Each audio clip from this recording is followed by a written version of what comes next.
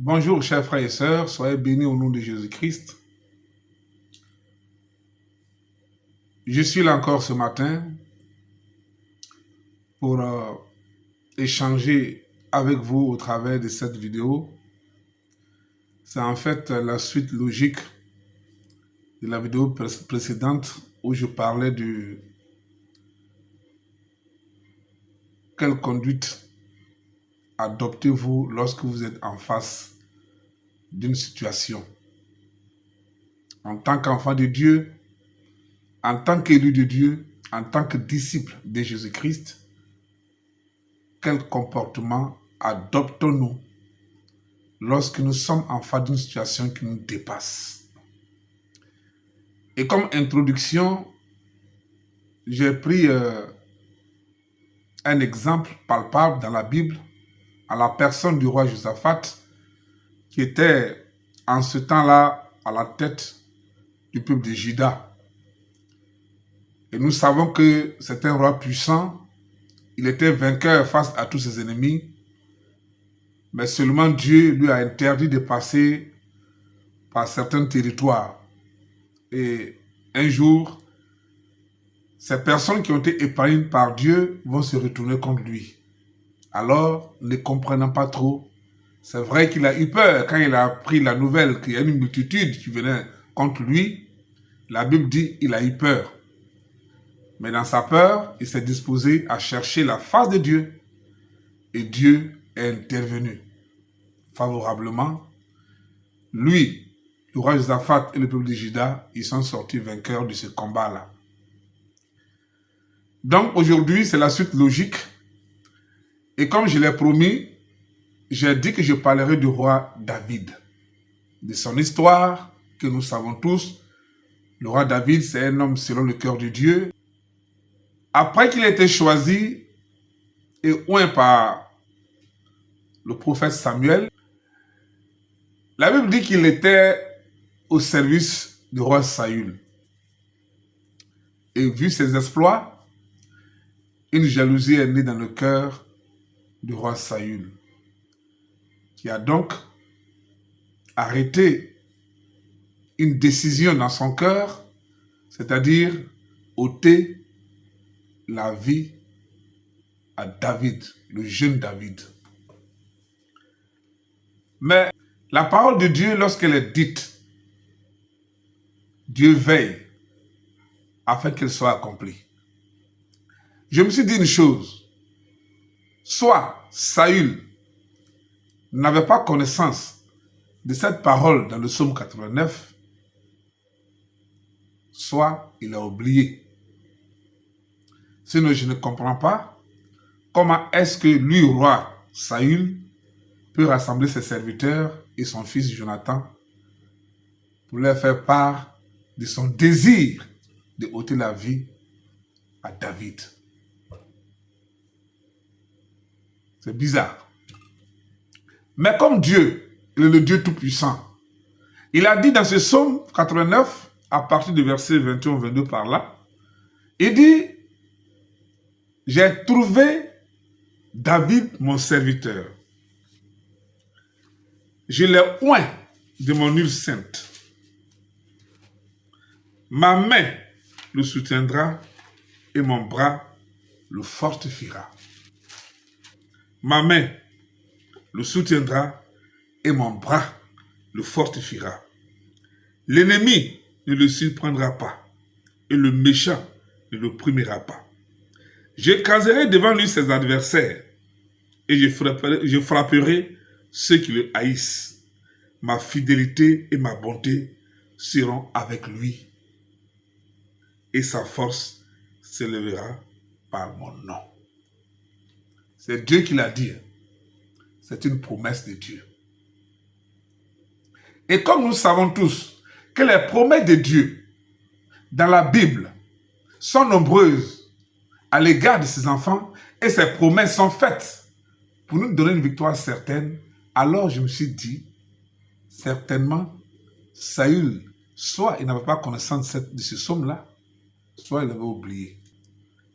Et donc, Jonathan étant ami à David, ayant de l'affection, c'est ce que la Bible dit, hein, ayant de l'affection pour David, va courir pour donner la nouvelle. Il va dire ceci. Saül, mon père, cherche à te faire mourir. Sois donc sur tes gardes. Demain matin, reste dans un lieu retiré et cache-toi. Jonathan, l'ami de David, court pour apporter cette mauvaise nouvelle à son ami David. Mon père a un projet pour ôter ta vie. Demain matin, retire-toi de sa présence et cache-toi. Porteur de mauvaises nouvelles, très affolé, il court vers David, croyant bien faire. Mais David va lui répondre. Parce que David n'a pas la même manière de voir que lui, Jonathan.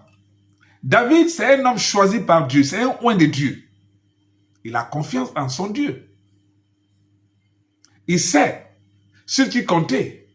Et il sait aussi que la Bible et la parole de Dieu dit, malheur à celui qui se confie à un homme. Donc, David, en entendant ces paroles de la bouche de son ami Jonathan, il se garde de se confier en lui et de les mettre en pratique.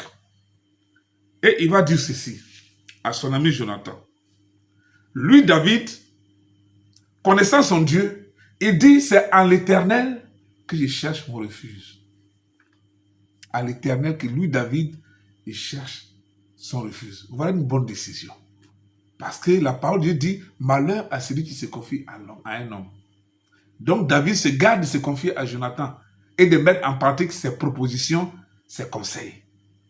Il dit, c'est à l'Éternel que je cherche mon refuge. La parole de Dieu dit aussi, celui qui demeure sous l'abri très haut repose à l'homme de Tout-Puissant. Donc, c'est cette part-là que David a choisi. David a choisi de demeurer sous l'abri très haut afin de se reposer sur l'homme de Tout-Puissant. Parce que c'est en Dieu que se trouve une protection. C'est en Dieu que se trouve un abri sûr. C'est en Dieu que se trouve un soutien. Alors David a choisi de demeurer là. Il ne veut pas faire ce que Jonathan lui a conseillé de faire, c'est-à-dire fuir dans les montagnes comme un oisillon. Malheur à celui qui se confie à un homme. David, il ne comprend pas en fait. Comment lui, David, un oint de Dieu, on peut lui dire de fuir dans les montagnes. Et cette question-là, il va la poser à Jonathan. Il dit, comment pouvez-vous me dire de fuir dans vos montagnes comme un oiseau? Car voici le méchant bande l'arc. Il ajuste les flèches sur la corde pour tirer dans l'ombre sur ce dont le cœur est droit. Comment? Lui, David. Parce que le méchant est en train de bander son arc et pour tirer dans l'ombre sur ce dont le cœur est droit à Dieu, on lui demande de fuir. Lui, David, ne comprend pas ça. Pourquoi fuir pendant qu'il a un Dieu qui a dit il ne permettra pas à l'ennemi de le surprendre? Pourquoi? Il ne comprend pas ça. Alors donc, il choisit de rester, de demeurer sous l'abri de très haut pour se reposer à l'homme de Tout-Puissant. Et finalement, après avoir pris cette décision, il pose la question maintenant à son ami Jonathan. Quand les fondements sont renversés, quand rien ne va, le juste, quel comportement doit-il adopter? Quand tu te trouves en face d'une situation difficile, à laquelle tu n'as pas de solution, quel comportement en tant qu'injuste, en tant que disciple, en tant qu'enfant de Dieu, tu dois adopter? Chers frères et sœurs, que devons-nous faire? Quel choix devons-nous faire? Fuir dans les montagnes? Fuir la situation? Ou devons-nous rester dans la présence de Dieu pour chercher la face de Dieu afin que Dieu nous réponde? Parce qu'il a dit, invoque-moi et je te répondrai. C'est Dieu qui l'a dit. Invoque-moi et je te répondrai. Et je te révélerai les choses cachées, les grandes choses que tu ne connais pas. Quel comportement adopter quand nous sommes en face d'une saison difficile? dans le cas de Josaphat, la Bible dit qu'il a eu peur, mais il s'est disposé avec son peuple à chercher la face de Dieu. La suite de l'histoire, nous la connaissons. Dieu est intervenu. Il leur a dit, sortez le jour du combat. Ce n'est pas vous qui combattrez, c'est moi l'Éternel Dieu. Et nous savons comment la chose s'est terminée. Aujourd'hui, c'est David à qui on vient annoncer une mauvaise nouvelle avec affolement. Mais lui, il reste terrain. Pourquoi fuir si nous avons un Dieu sur qui nous pouvons compter? Pourquoi David peut fuir s'il a un Dieu qui a promis que l'ennemi ne le surprendra pas, que sa main le soutiendra et son bras le fortifiera, que le méchant ne le primera pas? Toutes ces promesses, pourquoi il va fuir? David choisit donc de rester dans la présence de Dieu pour chercher la face de Dieu afin que Dieu le soutienne. Chers frères et sœurs, je ne sais pas par quelle situation tu passes. Je ne sais pas dans quel pétrin tu te trouves. Je ne sais pas quelle montagne se dresse au-devant de toi. Je ne sais pas quelle nouvelle on t'apporte. Mais ce matin, au nom de Jésus-Christ, je vais t'exhorter. Quelle que soit la nouvelle que tu apprends, quel que soit ce que tu entends dire de la bouche de certaines personnes, je te conseille ce matin, de la part de Dieu, à te disposer, à ne pas fuir la situation, à ne pas fuir dans les montagnes pour te cacher. Mais je te conseille de rester dans la présence de Dieu pour chercher la face de Dieu afin qu'il te réponde et qu'il soit pour toi un abri sûr. Ce matin, je vais encore m'adresser à mon pays. La Côte d'Ivoire est devenue le berceau des prophéties. Je ne les juge pas. Je ne veux juger aucun prophète. Je ne veux juger aucune personne qui parle de la part de Dieu. Je me soumets à sa prophétie. Il dit qu'il parle de la part de Dieu. Je me soumets donc à sa prophétie. S'ils ont été envoyés par Dieu, gloire à Dieu. Si c'est des faux prophètes, Dieu s'en charge. Ce n'est pas à moi de les juger. Mais ce que j'ai le droit de faire, j'ai le droit d'entrer dans ma chambre, fléchir les genoux et crier à mon Dieu afin qu'il me réponde. Et qu'il me dise ce qu'il doit faire pour que le malheur qui a de venir sur ma nation soit ôté. Amen. Je veux m'adresser aux leaders d'opinion. Quel que soit ce que vous entendez, quelle que soit votre position, quel que soit ce que vous faites,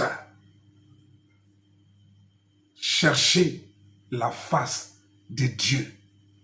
Ne vous laissez pas troubler par les mauvaises nouvelles qui viennent de la part de certaines personnes, même de l'extérieur. Ne vous laissez pas troubler par ces mauvaises nouvelles. Mais ce que je vous demande, dans le nom puissant de Jésus-Christ, c'est de vous disposer, chers frères et sœurs. Entrez dans votre chambre, fléchissez les genoux. C'est ce que vous avez le droit de faire. Criez à Dieu. Il vous répondra, il vous montrera, il vous dira ce que vous devez faire pour que, si réellement il y a un malheur qui arrive, que ce malheur soit ôté du dessus de notre nation. Dieu, il répond à la prière de qui que ce soit. Il dit, vous me chercherez, vous me trouverez, si vous me cherchez de tout votre cœur, je me laisserai trouver par vous. Hey, le Dieu qui a répondu à Josaphat et au peuple de Juda est toujours le même, il n'a pas changé. Le Dieu qui a combattu pour le roi Ézéchias face à Sanchérib est toujours le même. Hey, il n'a pas changé. Le Dieu qui a fait sortir le peuple d'Israël de l'esclavage en Égypte est toujours le même. Rappelez-vous, quand Israël était en face de la mer Rouge, c'était une situation difficile. C'était un obstacle naturel, humainement parlant impossible de passer.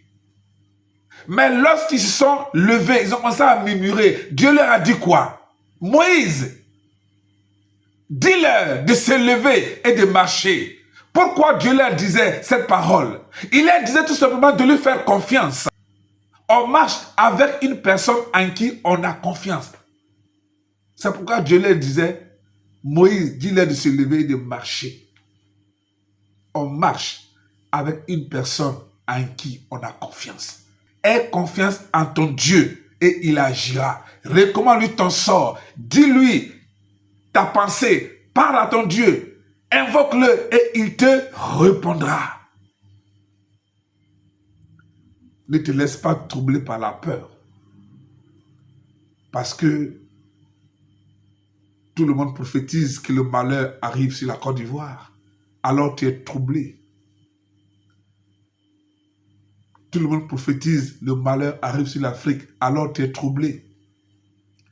Tout le monde prophétise que le malheur est en train d'arriver. Tu es troublé. Au lieu d'être troublé, chers frères et sœurs, au lieu d'être troublé, chers leaders d'opinion, au lieu d'être troublé, chers présidents, au lieu d'être troublé, chers DG des sociétés, au lieu d'être troublé, chères personnalités, sortez de ces moments de trouble.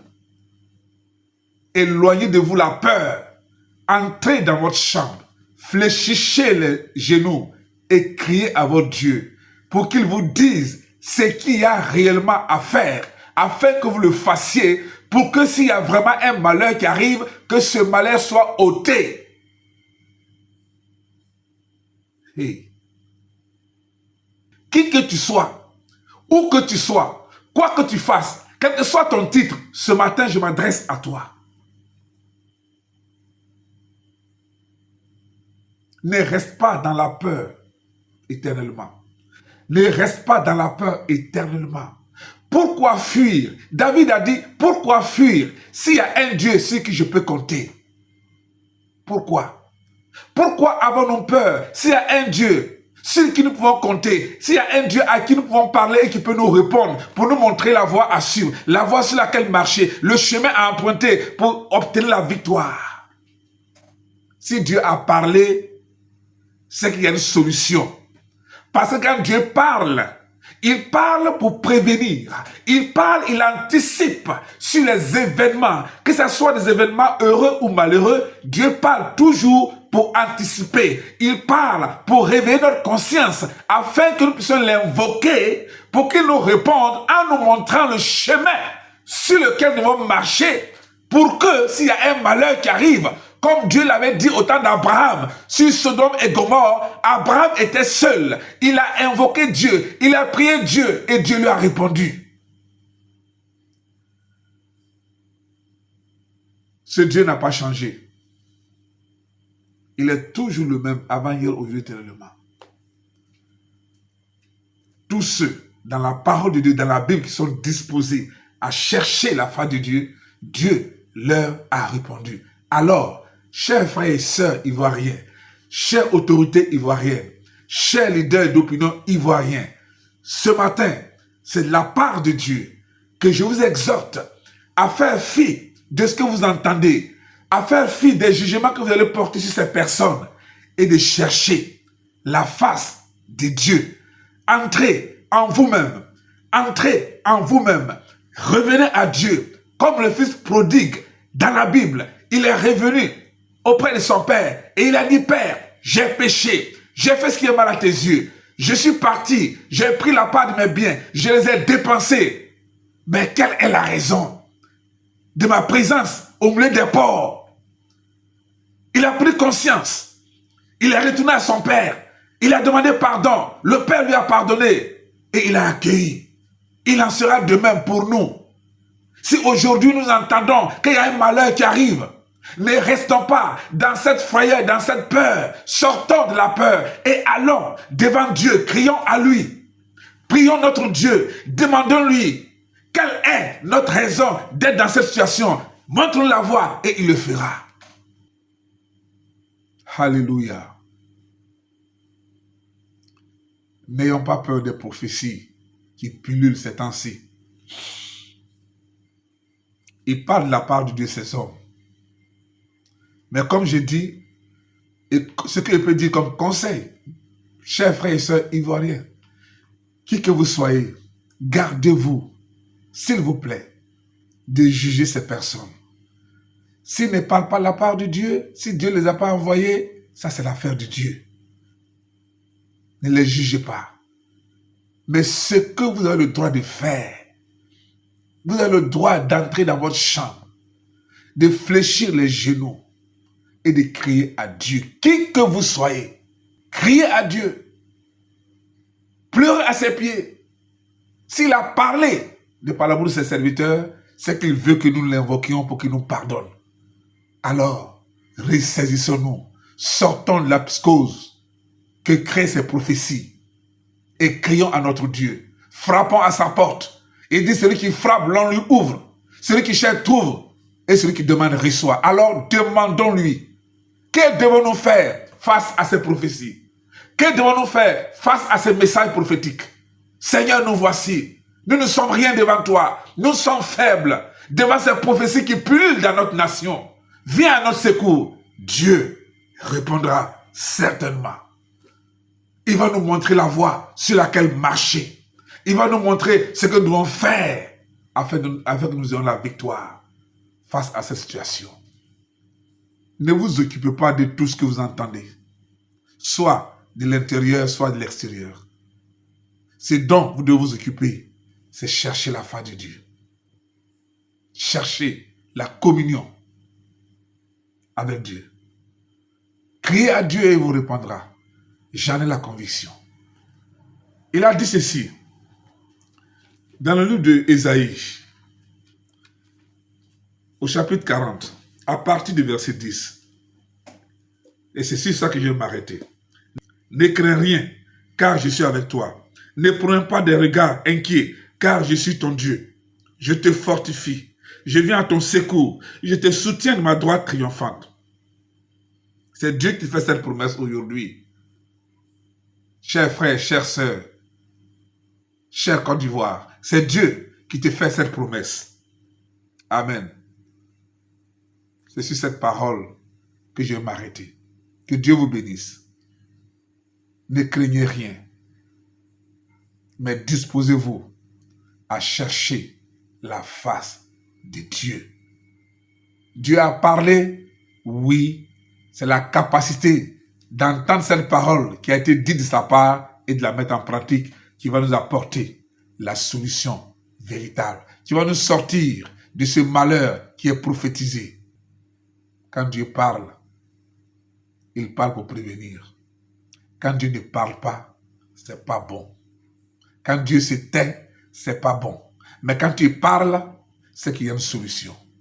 Alors, ensemble, qui que tu sois, où que tu sois, quoi que tu fasses, quel que soit ton titre, leader d'opinion, président de la République, quel que soit là où tu es, sortons de cette psychose.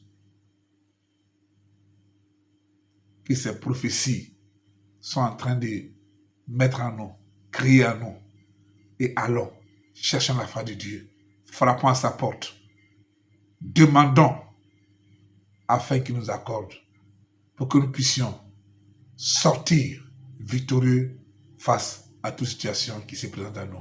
Que Dieu vous bénisse, que Dieu vous fortifie et qu'il vous donne d'aller de victoire en victoire parce qu'il a un agenda pour la croissance de nos vies personnelles, de nos vies spirituelles et de notre nation dans tous les domaines. Que Dieu vous bénisse au nom de Jésus.